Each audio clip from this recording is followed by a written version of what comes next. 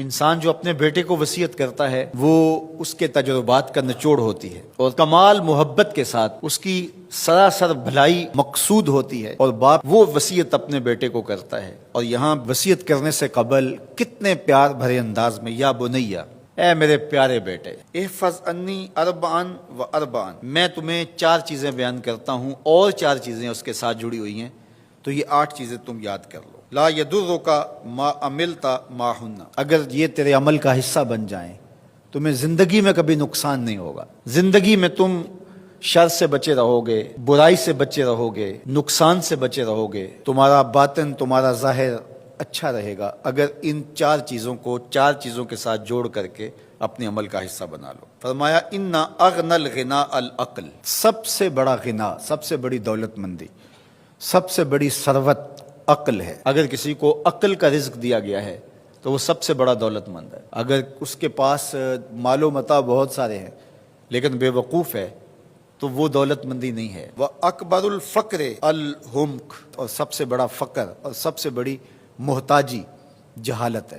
سب سے بڑی دولت مندی عقل ہے، اور سب سے بڑی غربت، سب سے بڑی غریبی اور سب سے بڑا فقر اور محتاجی بے وقوفی ہے۔ وَأَوْحَشَ الْوَحْشَةُ الْعُجْبُ، اور سب سے بڑی وحشت تنہائی عجب ہے، خود پسندی ہے، اپنے آپ کو دیکھنا کہ میں بہت کچھ ہوں۔ جو شخص اپنے آپ کو دیکھتا رہتا ہے اور وقت اپنے آپ کو ہی لوگوں کے سامنے پیش کرتا رہتا ہے بنا سنوار کے، وہ تنہا ہو جاتا ہے۔ لوگ اس کی ان خوبیوں کا بھی انکار کر دیتے ہیں جو خوبیاں واقعتاً اس کے اندر موجود ہوتی ہیں۔ اگر پاؤ ہے تو اپنے آپ کو سیر نہ بتاؤ، لوگ پاؤ کا بھی انکار کر دیں گے۔ تو جو جس حالت میں ہو وہی حالت لوگوں کے سامنے ہونی چاہیے، بلکہ اس سے اگر کم ہو۔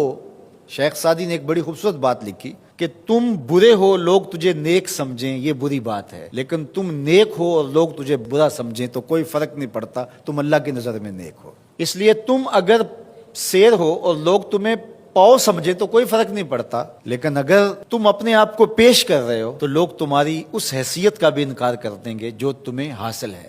وَأَكْرَمُ الْحَسَبِ حُسْنُ الْخُلُقِ، سب سے اچھا جو حسب و نسب ہے وہ کیا ہے؟ میں فلاں ہوتا ہوں، میں فلاں ہوتا ہوں، میں فلاں کا بیٹا ہوں، فلاں قبیلے سے میرا تعلق ہے، میرا باپ بڑا امیر کبیر تھا۔ اپنا حسب نامہ اس طرح لوگ پیش کرتے ہیں، مجھے جانتے ہو کہ میں فلاں ابن فلاں ہوں۔ سیدنا علی المرتضیٰ فرماتے ہیں بہترین جو حسب ہے جو آپ پیش کرتے ہیں وہ کیا ہے؟ حسن الخلق، تمہارے اخلاق کیسے ہیں، تمہارا خلق گواہی دے گا کہ تم اچھے خاندان کے چشم و چراغ۔